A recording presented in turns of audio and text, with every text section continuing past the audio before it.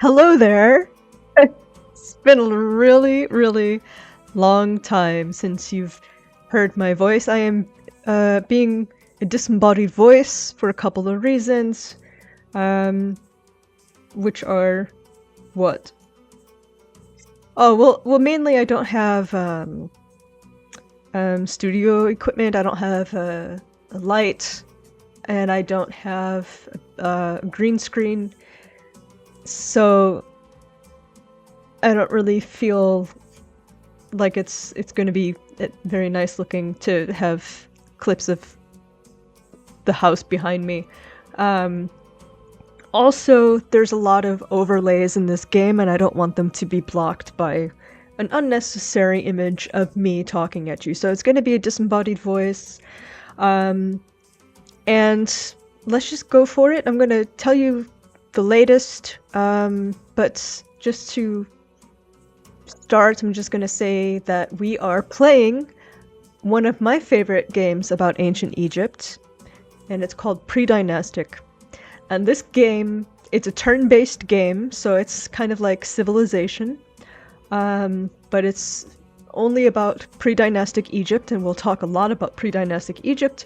I love this game because it's just cool.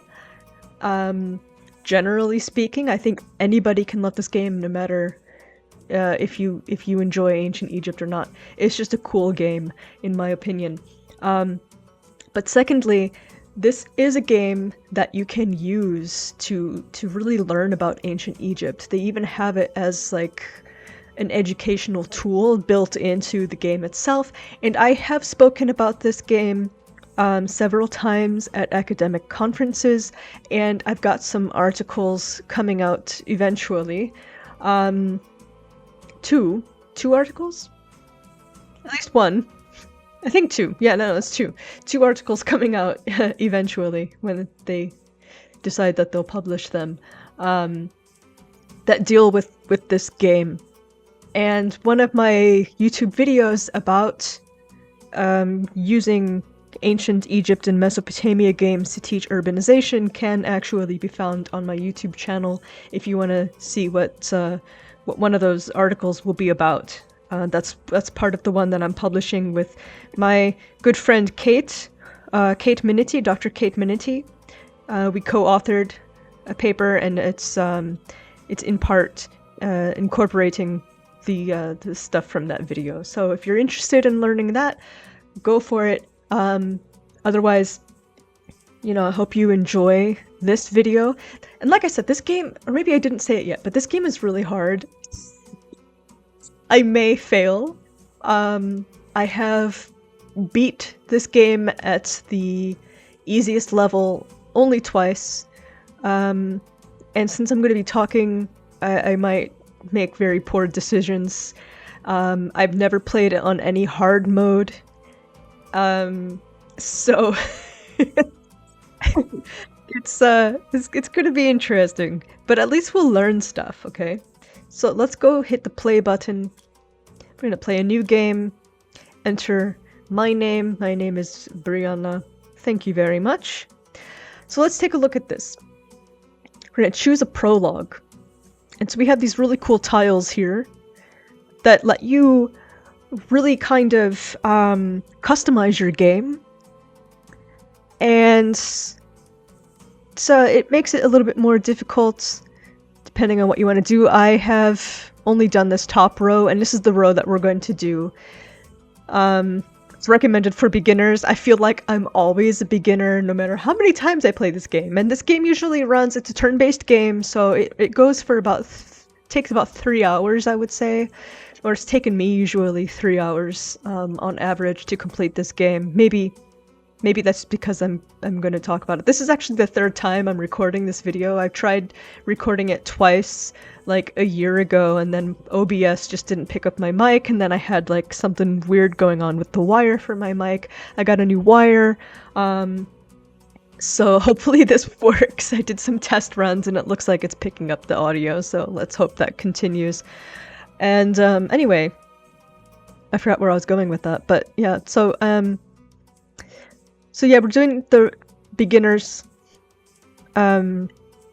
stuff here. So this first one, we have these topics of who were our ancestors. So here we have our ancestors were famous builders of megaliths. Megaliths are like giant stone structures. And their knowledge was passed from generation to generation. Then we have our ancestors were invincible warriors, and legends about their exploits are examples for all our men. I've never played this, so I don't know how that is.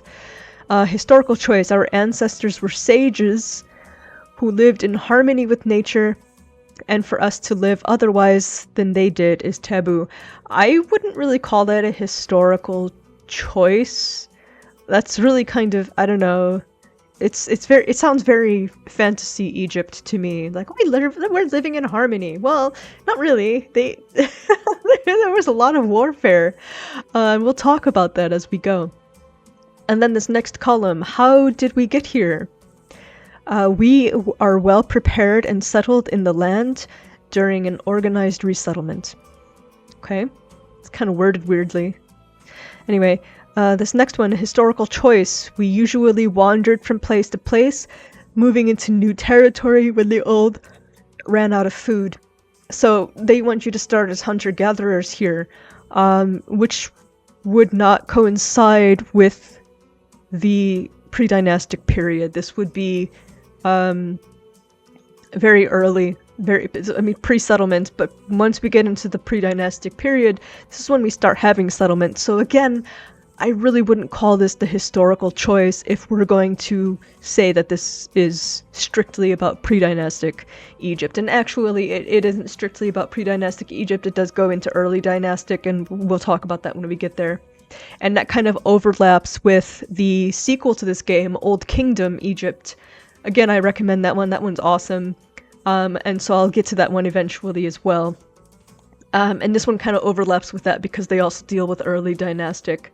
But this one's pre-dynastic, which we usually measure that time from like 4,500 BC through 2,900 BC. Or, sorry, maybe 3,000 BC.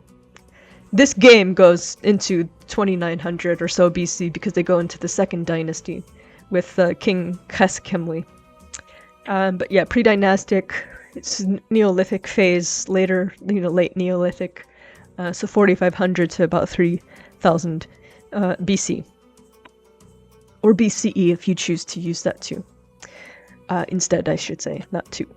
Survival. We suffered a great misfortune, arriving ill-prepared and barely alive. So this is the hard mode. You can see that this says final score +2, this has final score +1, and this doesn't have any additional final scores. So these are the hard modes down here. You can get a grand total of 33 points in this game. It's a point system. The minimum to win this top row is 19 points. The maximum is 33 points. And I guess there are cheat things that you can use. I've never used that. I don't really know how.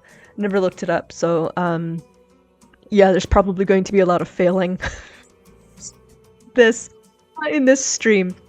Stream? I'm not streaming. I'm recording. Also, I'm probably going to break up this recording into 2 or 3 different videos, depending on how long it runs. And also, because I probably will try to replay it if I fail miserably, because I do want you guys to see how the end is, or at least, close enough to it, even if I don't win. I want to be able to talk about their last stages in this game. Anyway, so what is the environment? First one here, the land. This land is very rich. Herds or antelope are running around, and the trees give many fruits.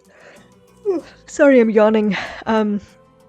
Historical choice. These lands are not so fertile, but there are elephants here, so our hunters will find game. Again, what? No, I've never actually looked at these tiles before. What am I even doing? This, again, calling this the historical choice, I don't really agree with that, because it was a very fertile land. But as the temperature became warmer, became a bit more arid, and so these animals traveled southwards. But at this time, we have really incredible fertile land. And there were elephants and giraffes and hippos and crocodiles. So I mean, hippos and crocodiles stayed in Egypt until like the Aswan Dam, I guess. Maybe not. I don't know the history of how long hippos and crocodiles were there. But yeah, these savanna animals were living in Egypt through the pre-dynastic period. We have burials, which doesn't indicate that they were necessarily in Egypt, but they definitely had access to them quite readily, and they feature in all of the art. And then after pre-dynastic times, these animals don't feature as central elements of their artwork. So yeah, I wouldn't call this a historical choice either. I would call this top one a historical choice. And then poor ground. In these poor savannas and groves, it is very difficult to find anything edible or useful. Again, you know, like ancient Egypt, it was a very self-reliant area because the Nile, I mean, agriculture, I don't want to say it was easy, but, you know, they didn't have to work so hard to irrigate their fields. They eventually came up with irrigation systems, of course, to improve their crops' yield, but the Nile River was a natural resource that deposited fertile soil annually, and this is what the Egyptians were able to use to water their crops, because there would be this huge flood, so they'd wait for that to recede and then they'd plant their new crops. And it's a warm climate, so you're not looking at drastic winters. You don't have to worry about, well, actually you do kind of have to worry about low temperatures, but that's way in the desert, not so much in the agricultural zone. I mean, we're not seeing below freezing temperatures, really, especially not at this time, I would say.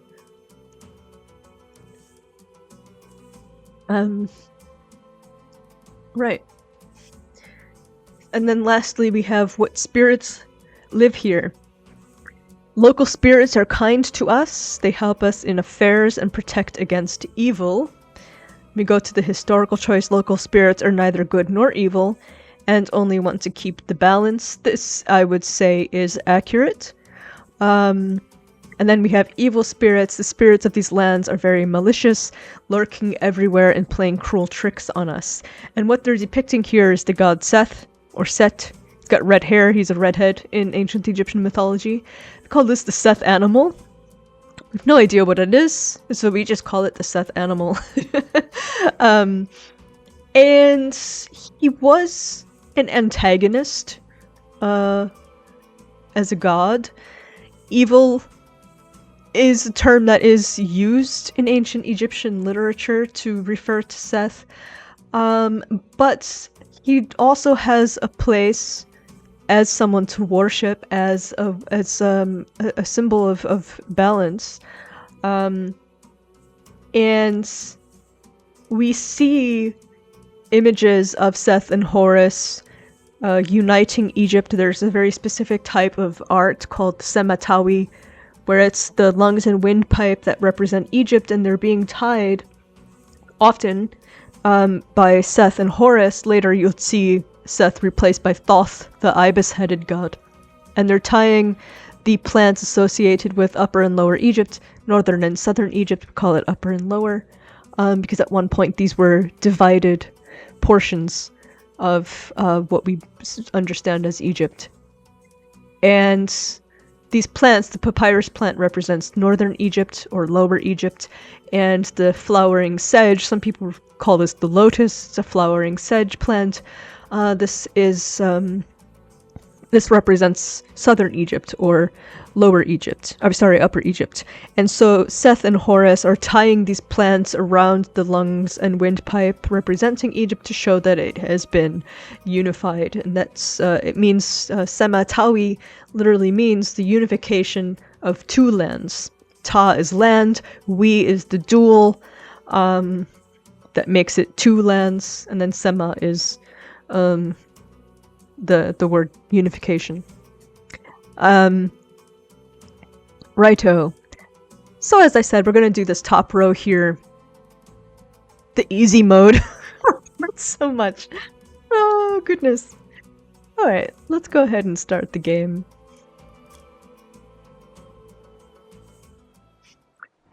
Hey, I like the little sounds. Oh, let me just make a comment about the decoration here. We have this typical border that you'll see in paintings, tomb art, and it's these like really skinny columns meant to show that it's like a pavilion sort of thing. This is reminiscent of a pectoral necklace of Senwaz III's daughter, Siddhartha Rayunat, which is at the Metropolitan Museum of Art, if you want to take a look at that. Here we got a scarab beetle with its wings outstretched, and behind it, lurking back here, is the lunar disk and crescent, which I think is pretty cool. And then we've got these upside-down lotuses interspersed with these grape clusters, and these are plants that you find often in ancient Egyptian art. So what do we have here? We have a mission. Our mission is colonization. We came from a large tribe that suffered from overpopulation. We left our homes and are looking for happiness in the new lands. To gain a foothold in a new place, we need to increase the size of the tribe. So our goal here is to increase the tribe to 3 workers. Bonus is hunting +1, +1 grain, and then reward is a one-time +5 grain. This grain is going to be our currency. Which is, definitely something that they used. And for those of you who want to play the game, here's a little tip. You want as much of this as you can possibly get. And once you think you're starting to win this game, some kind of curveball gets thrown at you, and it's so hard. It's annoying, and I love it. I call this game a bitch. Whenever I talk about it, I'm like, that bitch. But I do love this game so much. It's so cool. And, educational. It really is. Okay, so here is our landscape. So you'll see here why I didn't want to have myself lurking in a corner. This whole screen's going to be filled with stuff. So we've got our turns listed right up here in the upper right corner, along with the date. And then down here to the bottom right corner, we have our little activity panel. And then over here in the bottom left corner, this is showing us our workers, and eventually you can assign them projects. And so this is where you'll also see the progress of the projects that they're doing. And they can only do one project at a time, which is really, really frustrating. And then all the way up here, we've got a bunch of other stuff. You can pause your game. Not that you really need to pause it, because it's a turn-based game and nothing's really going to stop. I mean, nothing's going to really move. And then we have up here, this is going to grow. This is going to become extended as we learn religion and construction and military. So this panel up here is going to increase to tell us what our current resources are. Currently, we have 1 food, and in the next turn, this is showing us that each turn we will expend 1 food. So next turn we will have 0 foods, which is why we need to put our worker right up here. And then over here we'll have our list of missions, and then on this right side we'll also get some notifications. Okay, so let's go ahead and place our worker so we can get some food. Now, we don't have any farms yet, so he's doing some hunting and gathering. But eventually you get to learn farms. And one thing that I really like about this game and city builders set in ancient Egypt is that when they start with the early phase of Egyptian civilization. This goes for the games about Mesopotamia as well, like Sumerians and Nebuchadnezzar, and I recommend both of those. I think they're both great. Sumerians is kind of like pre-dynastic, where it's only in the earliest phase of Mesopotamian history. Nebuchadnezzar goes much farther. And every mission is like a new phase of history. But the reason why I like these is because they do a really good job of giving an anthropological lesson about the the growth of early settlement and the state. Eventually, we will develop a state. And so this shows how civilization progresses to attain that point. And and the fact that you can make a lot of comparative analysis across civilizations, it just really tells us what aspects of civilization are inherent in humanity, and I always find that really fascinating. And this game does a really good job of that, and it goes fast. So it's not like Pharaoh where you're gonna be you're gonna be playing for a while. This is a fast game. Right. So our next turn down here, we're gonna click that. Now we have a new place to discover. You'll see we've got one food up here, but we're not losing any food because we've got him working. But the problem is we need to expand, and I know from working from playing this game that you'll be able to get more food when you scout over here. So we're going to get ourselves back down to 0 food, and we're going to scout over here. Oops. There we go. I put him in the wrong spot. All right. So next turn. Now we're down to 0 food, but you'll see that not only have we found more stuff here, but there's more food in this territory. So we are going to move our guy here so that we can increase our food supply. And that's going to be very important, especially in these early stages, because it's going to pick up real fast. And if you don't start out well, if your first few turns are poorly made choices, you're already going to fail the game. Yeah, it's that traumatizing. Anyway, so here we've got our guy collecting food. We're gonna go next turn.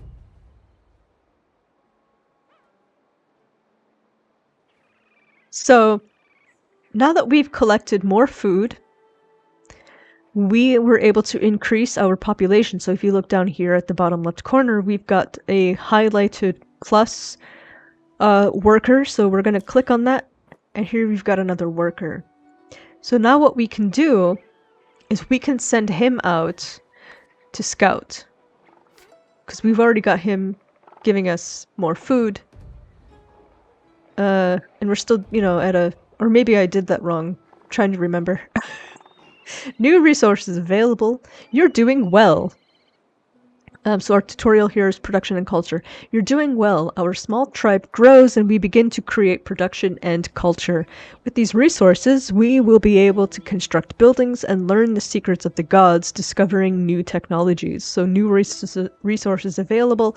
Production is this hammer, and then culture is this Ankh sign. And so production means that we can build stuff, and then the Ankh sign, I forget what this does for us, but you can spend that.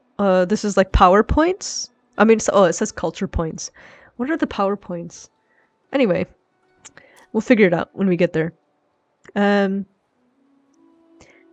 Alright, so we've got... So I'm gonna move him actually back over here so we can get that food back, and then we can get our production back. And eventually we should get more people, because we need to get at least 5. We've been approached by a pack of jackals. They are too cowardly to attack us at first, but will try to steal our food. At first glance they seem weak. They are behaving fearlessly. What should we do about them? Let's go ahead and frighten them away. We failed. The sneaky thieves have taken away our food. Well, we don't have any anyway, so it's fine.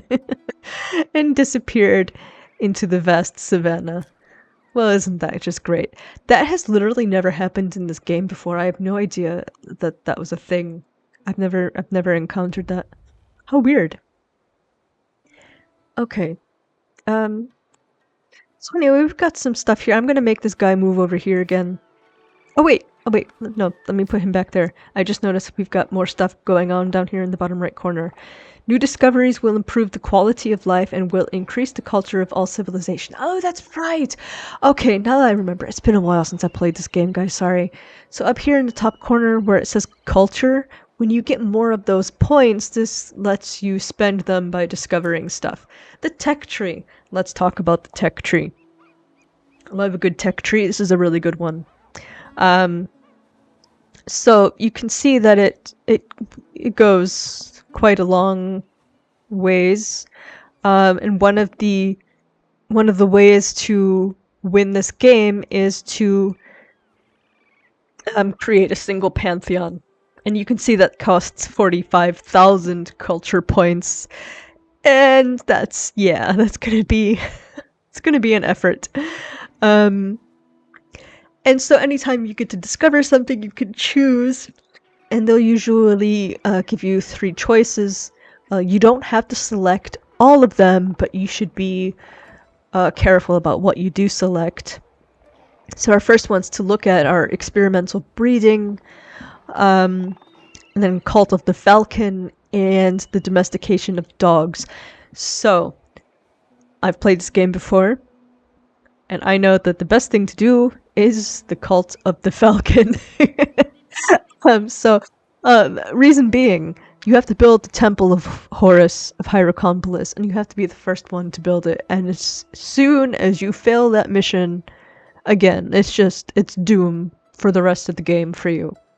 So I'm gonna go ahead and establish the cult of the falcon right away. Now, one thing I didn't mention yet is we are situated in the city Hieracompolis. Hieracompolis was a very important city in pre-dynastic times. This was the site of the earliest cult of Horus. The ancient Egyptian name for this site was Nekhen. Hieracompolis was the Greek name, which means the city of the hawk. And the earliest temple was built of organic materials like reeds and mud and wood, so it doesn't survive like the stone temples that you're probably more familiar with. And so it is a very important feature of pre-dynastic times. And we have a lot of really cool stuff that comes out of there. There's a cemetery where we have the earliest known depiction of a smiting scene, which is the iconic image of Pharaoh lasting all the way through the Roman period, where he is smiting an enemy.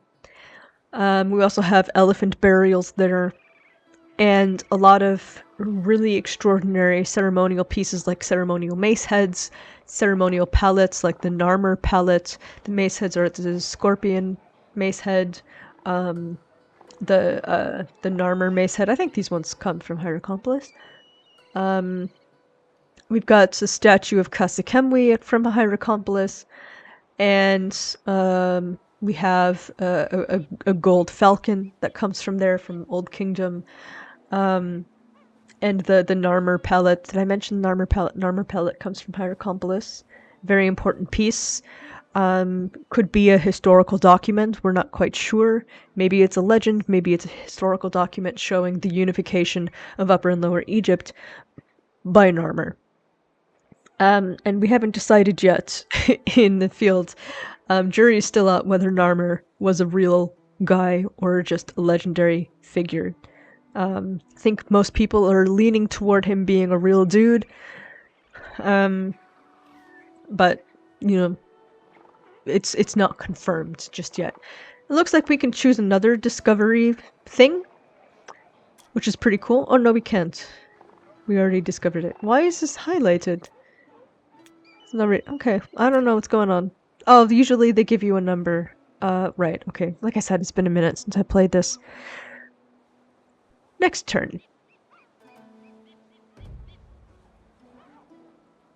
Oh, sorry, I was gonna move this guy. Oh, okay, look.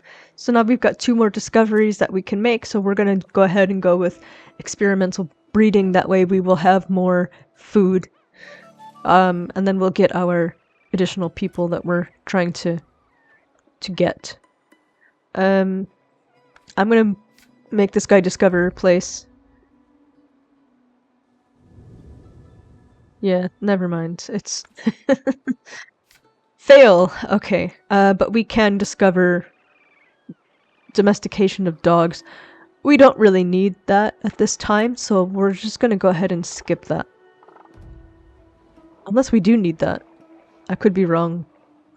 Victory conditions. Okay, now we are being told what our victory conditions are. The main game goal, to create the Egyptian state in 220 turns. Try to complete missions and trials as quickly as possible. In case of defeat, you will be able to continue playing. Victory conditions are: 1. Create the Hierakonpolis chiefdom. 2. Conquer the Ombos, city of the god Seth. 3. Unite 15 main river tribes of Egypt.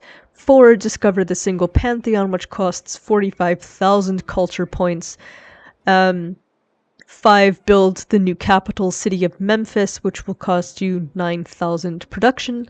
And then celebrate the unification of Egypt, which will cost 5,000 food.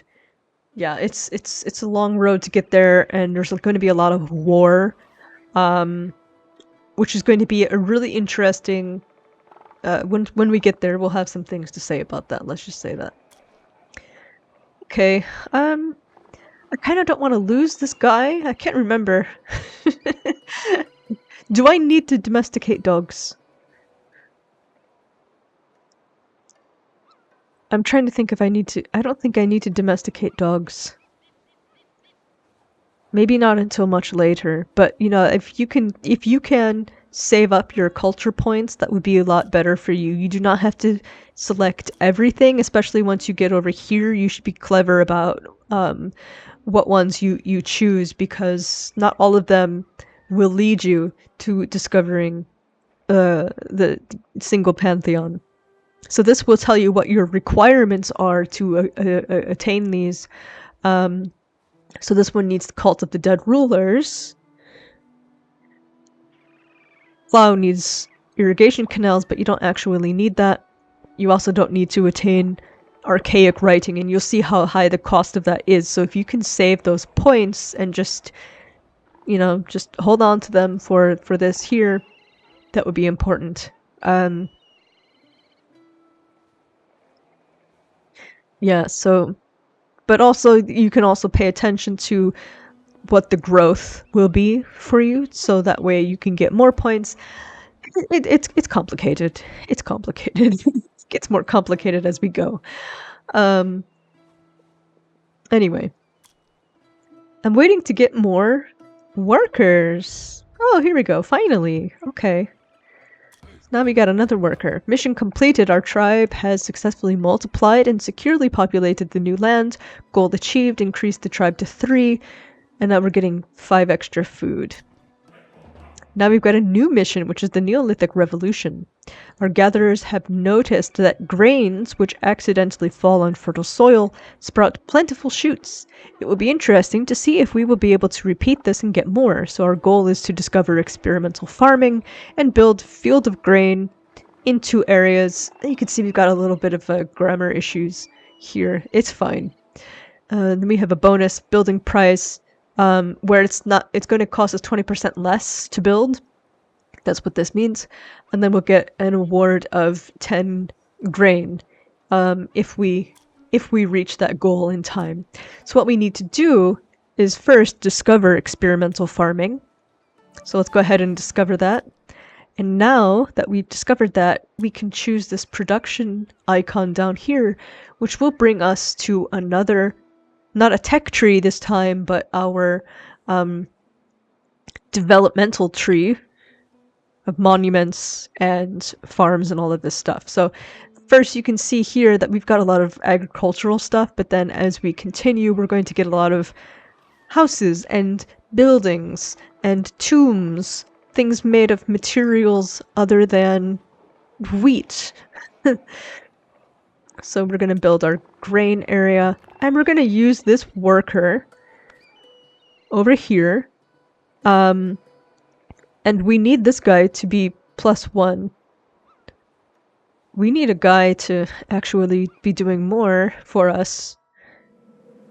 So it's going to take us a bit of time to build this farm, it looks like, because we need to work up to getting this this production. You can see it requires at least 4 production to get moving, but we or no, not, well, it takes more. We'll see in the next turn. Me doing math while I'm trying to talk. No, not happening. Yeah, so we're not really doing so hot with that. I'm sure I made a mistake doing something. Sure of it.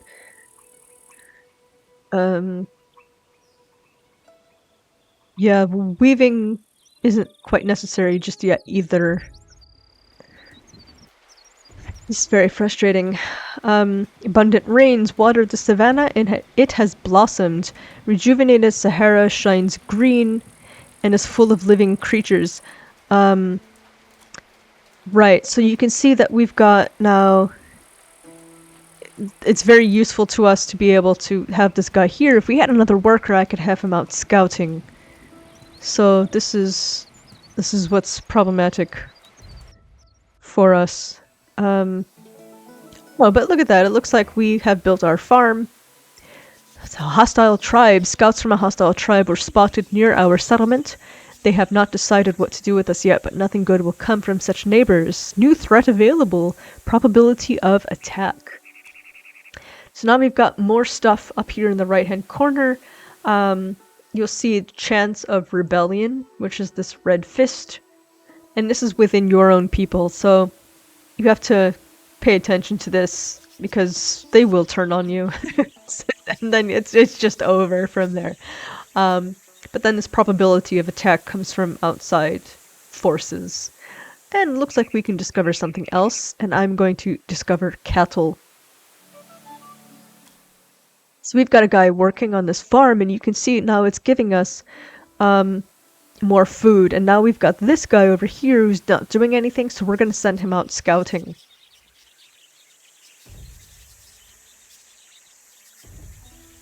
Myth about the ancestor falcon. Many generations have passed since our tribe began to honor the falcon. Even the elders can no longer remember how it all started, but people believe that the great falcon Horus founded our tribe and was our ancestor. Cool, so now we're getting culture points, 3 of them. Thank you very much. I think they're still trying to get us to get these dogs, but oh, I remember the importance of this. No, let's go for it, because this will decrease the amount it takes to scout an area. Which is quite useful, actually. Right, now that we've scouted over here, we've got another person. Oh, okay, now we've got another pop-up window. Yeah, sometimes it gets a little bit stressful when these things just kind of pop up at you. The growing threat. Scouts reported that our neighbors, the Jackal tribe, considers us weak and gathers warriors to raid our settlement. But they still can change their mind. Goal, become friends with them or increase the tribe to 5, so they see we have a lot of people and we are dangerous. Turns before attack 9. So we have 4 people. I've just added another one. And so if we can manage to get up to 5, then that would be good for us. So I'm going to put this guy on food, because we're getting more food that's going to help us increase our population. So we're going to have the other guy continue to scout. Oh, did I not discover this? I thought I had discovered it. That's annoying. But we're also going to be able to build another farm.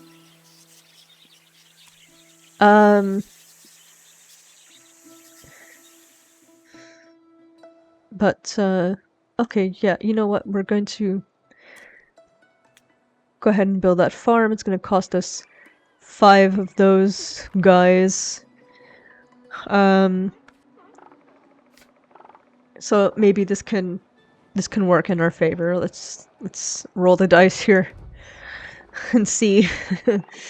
Ugh.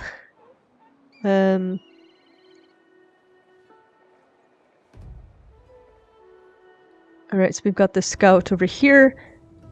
And let's go ahead and put him to work to get us some more points here. And that way this guy can finish our farm for us. Hopefully. It's gonna take a couple of turns, it looks like. Oh, I hate this. Oh, whoops, it looks like we can discover something else.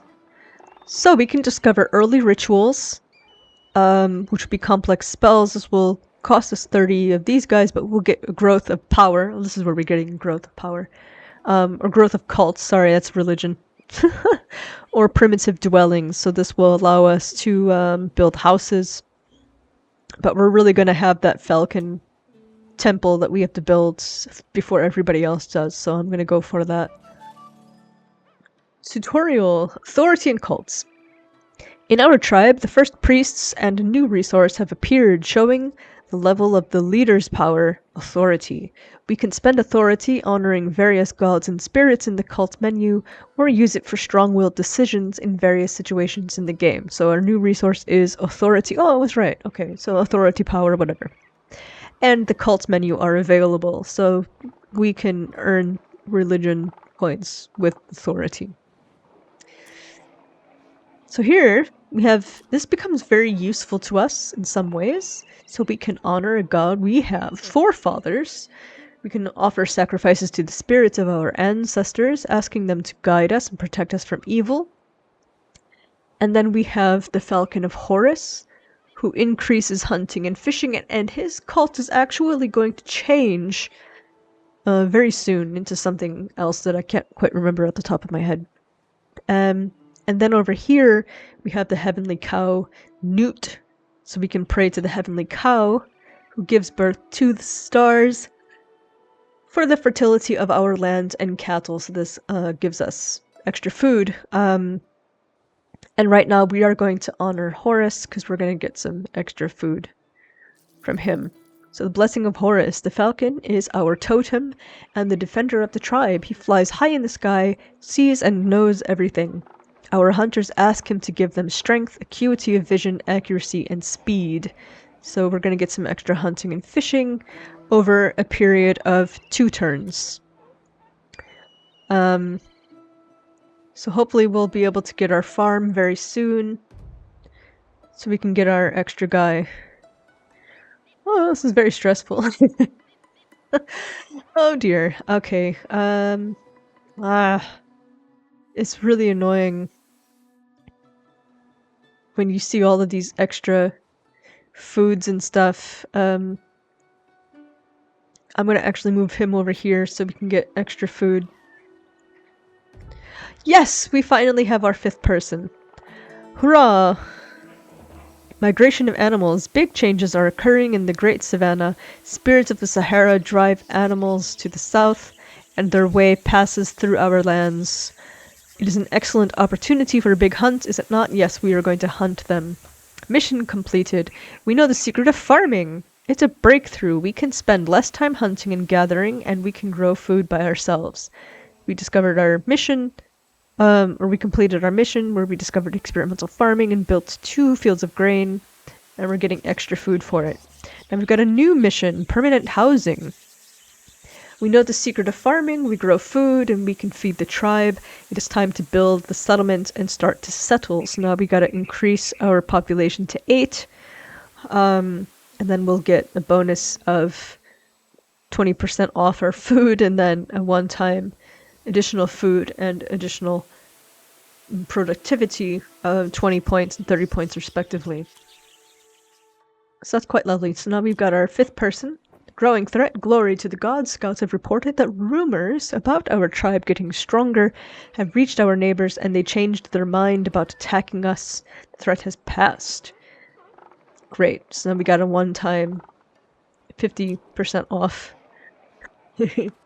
So, let's go ahead and put him over here, but now we're going to continue scouting, because it's important for us to do that, because we've got to gotta cover all of this area anyway. We gotta discover people and trade with them and unite them at some point or another. Awesome, now we got more people. Okay, growth of the cult of the Falcon. Thanks to your wisdom, our tribe grows and develops. Rumors about us spread, and people say that the Sky Falcon himself helps us. Neighboring tribes have heard about his miracles and have begun to honor him as well. So we've got extra culture points. Thank you. Let's get our additional dude on farming duty. Thank you very much. Put you over there. And it looks like we get to discover something else. We're gonna forego weaving. We're gonna discover primitive dwellings because that is our mission. And this will allow us now to build a house. So let's build that, and let's put our farming guy on this. And hopefully we'll get somebody over here finding more production points for us.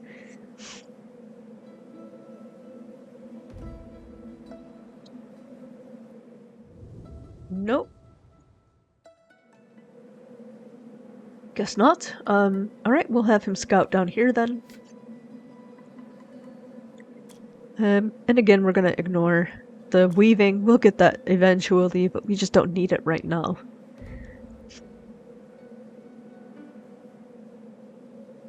Has that done anything for us?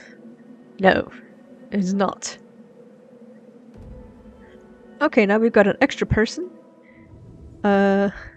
Who is not going to do anything except find or eat food.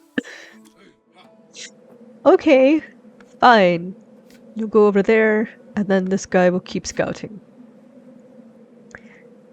Going so well, is it? We're really not producing much. Ah, very frustrating. Oh, we found the heron tribe. I think that's a heron. So now we're gonna have him scout over here. There's gotta be production somewhere we can take advantage of. If you look down here, you can see that they've got this pretty neato settlement.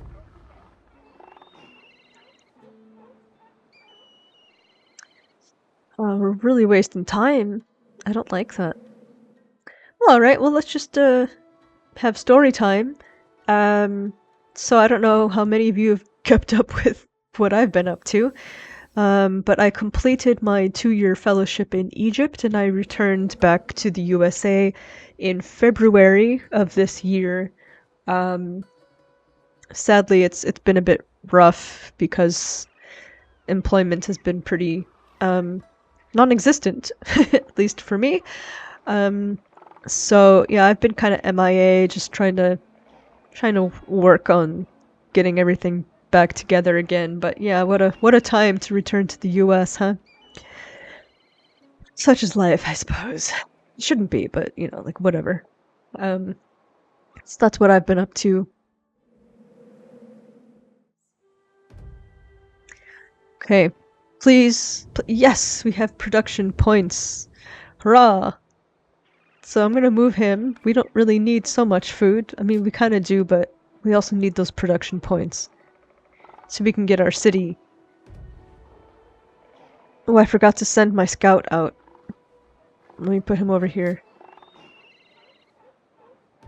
Find us something, my guy. Please, I beg.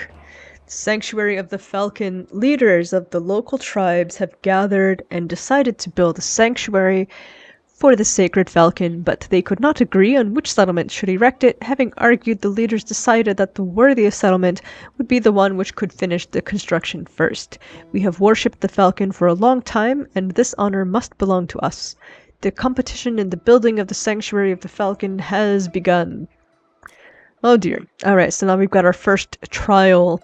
The builders are awaiting your order and eager to start work.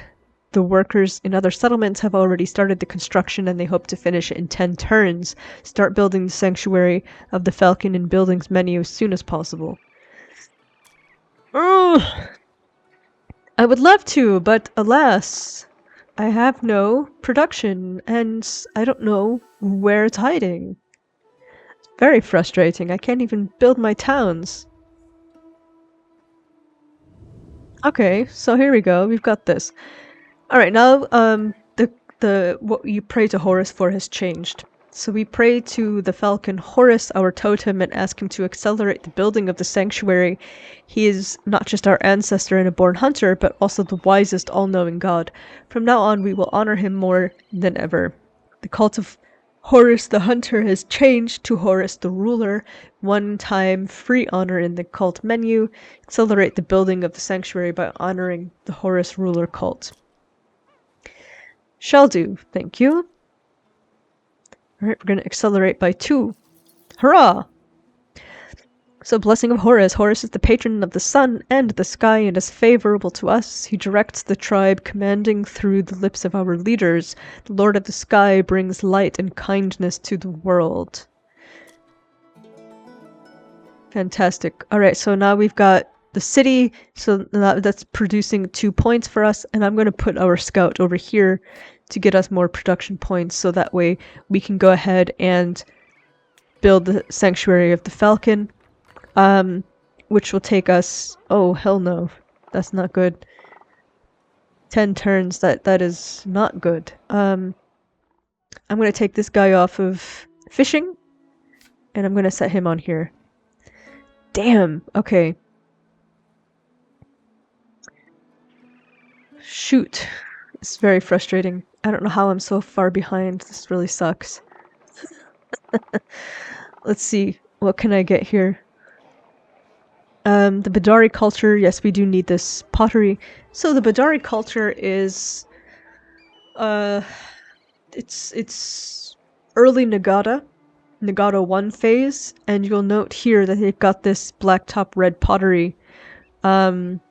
This is the type of pottery that you would get in the Nagata 1 phase. And so this, the pottery tells us a lot. So pottery is a very essential part of archaeology because it gives us the temporal context of whatever layer you're digging. And pottery changes over time, so we're able to determine what type of pottery it is based on certain pieces of pottery fragments. Like if you can find the lip of a vessel, right? You'll be able to know. If you see certain painting on it, you'll know what time period this comes from. And in special occasions, we will have complete pots, and we get really excited about that. But yeah, so this is how we know that it's Nagata phase, Nagata 1 phase, or Badarian culture, and then eventually we'll get to the Amratian culture, which is this one. This is Nagata 2 phase, where they start decorating the pots, and then eventually we'll get to Gurzian, which is Nagata 3 phase, where we get these types of decorations on this pottery. So we need this because you have to have pottery to put stuff in. So if you're making beer, like here, or sorry, that's not brewing. Where's the brewery? Where are they brewing stuff? Somewhere around here. Metallurgy. Where's the beer? Huh. It's around here somewhere. But anyway, yeah, if you're gonna be making beer, where are you gonna put it? You gotta put it somewhere. Is this yeah, here we go. Here's brewing. You gotta store it somewhere, right? So you have to make pottery. Just discover that. Can somebody please do literally anything to get us level of success here? Good lord, I don't understand how I'm failing so miserably at this. Oh my god, you have to be kidding me. Flood. Because of plentiful rains in the south, the Nile has overflown its banks. The water level has risen so much that the river washed houses away, people died, and many lost everything that they had. So now we've lost a part of our population. And now we have to spend time fixing this farm. Oh my gosh. We're suffering, you guys. I'm gonna have to restart this game. This isn't going to be good. We're gonna fail.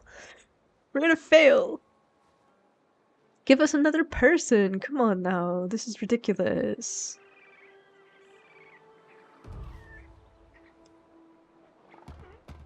Gifts. The neutral stork tribe, looking for the mercy of Horus, has sent us gifts. Oh, yay! We've got production stuff. If we were friends, they would be even more generous. Yeah, but I don't even know where you're living. Wait, you're the stork tribe. We need more population first. We need a production guy here. We can't really spare anyone, though. Can't really spare anyone. So we'll just have to hope for the best, I suppose. Yeah, we're gonna lose this sanctuary. I'm really mad about it. Is it already almost done? That isn't fair. That is so not fair. We've got 11 turns left and they're already almost done. That is messed up. Oh, hooray, we've got another person finally. So we're gonna put him over here and produce stuff for us. Thank you very much. And we are going to pray to Falcon Horus to accelerate our building. Thanks very much. Thank God. Okay. But we can also try to speed up production. No, we need 10 stuff. Oh no, we're gonna fail. That's not fair.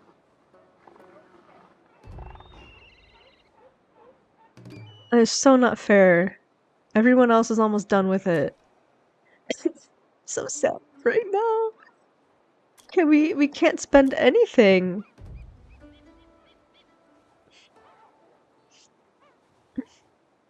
Discovery. Let's discover something else. See, this is the problem of having to chat and think at the same time. I'm not good at doing that. I mean, I'm already bad at strategy games. Component tools. Yeah, let's go ahead and get a growth of... I mean, we need this. We need this. Can we, Ooh, ooh, ooh, ooh. Let us spend... Okay. No, we're still gonna lose.